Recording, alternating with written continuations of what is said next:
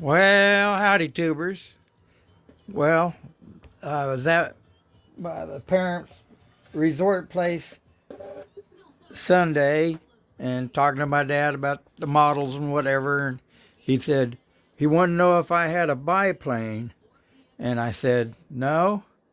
And I said I remembered about this one that he had that it looked just like this. It's had a nose on it. I don't remember what it looked like, but it did have a nose on it. But it's looked like this ever since I can remember. I mean, 50 years ago, this is what it looked like. Except it wasn't, I mean, the wings were off of it, but this was what it looked like. And I don't ever remember seeing it fly. And probably because the last radio it had in it was escapement.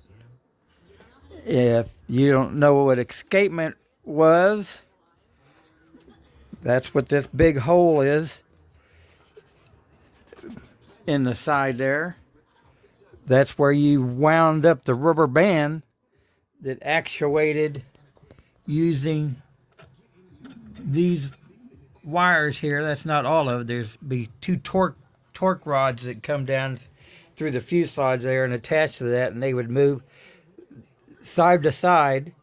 And when you hit a switch on your transmitter, which you just had a switch or a button, I don't remember now, and it would just move over and stay as you held the button and you let go of it. So you didn't have a whole lot of controlled movement.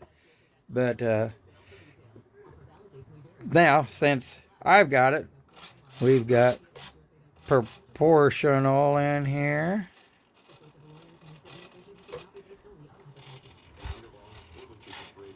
So we can move just a little bit or a lot or whatever. And then I was looking for an '09 engine to put in it. I got one, but not an RC.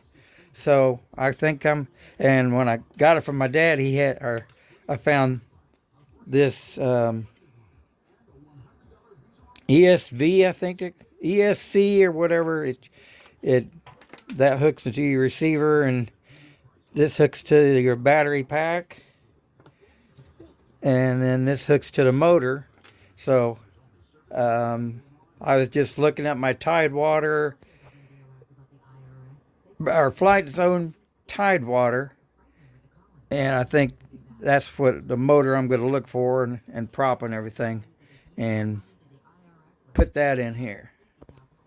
But we are dealing with a little bit of snow today. Maybe, well, I don't know if trash can or, because the last time I looked out here it was standing up, but it still looks like it has a lid on there. I don't think the trash companies came. And for good reason, I guess. So, anyways, no flying today. Although I was thinking about doing the Tidewater off the snow. But, of course, it's illegal now to fly anywhere except a designated flying field. I've got the Flea Fly over here waiting on some, I'll say mini servos instead of standard servos, mini servos. I've got a bunch of servos, but I wanted to try some mini servos for the ailerons anyway. So that's update on that booger. And I gotta get back in here because I had to put the battery in there and then put the wing back on, and of course the radio is on. Well, I can turn the radio off anyways, but I gotta remember to unplug the battery. But update on the Zero here too. I've pulled the motor off, no big deal. Just eight bolts around here. That's not the way it's supposed to be built, but that's the way the stagger wing is.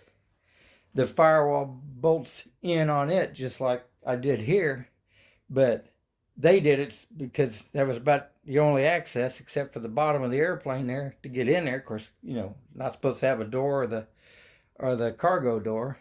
But anyway, so I've built my Byron's airplanes like that. Well, the Zeros anyways. I made the firewall removable because it still gives you access inside too. But anyway, I checked the incidents with the wings, and there's about this one here was down like one and a one. Well, I'll say 2 degrees, and so I've raised it up about a 1.5 degrees, and then I lowered the leading edge of this one down a half, and so we're even now. And of course, let's see, I think that aileron was actually about like that.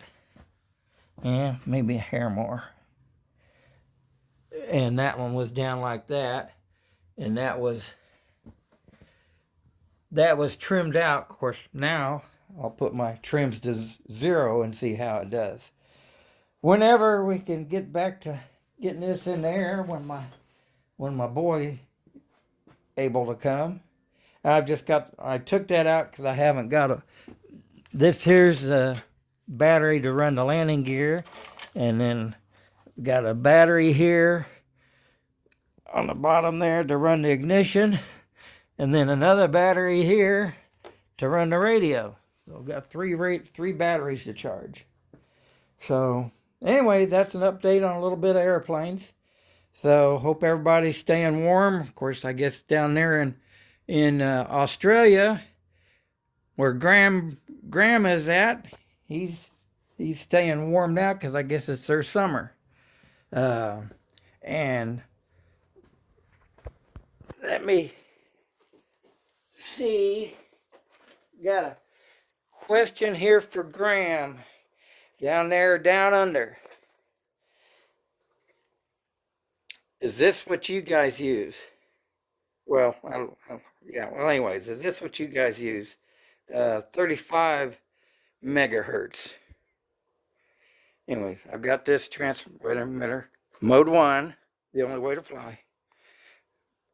And I thought, well, I just pull that module out and put a 72 module in there and it'd work.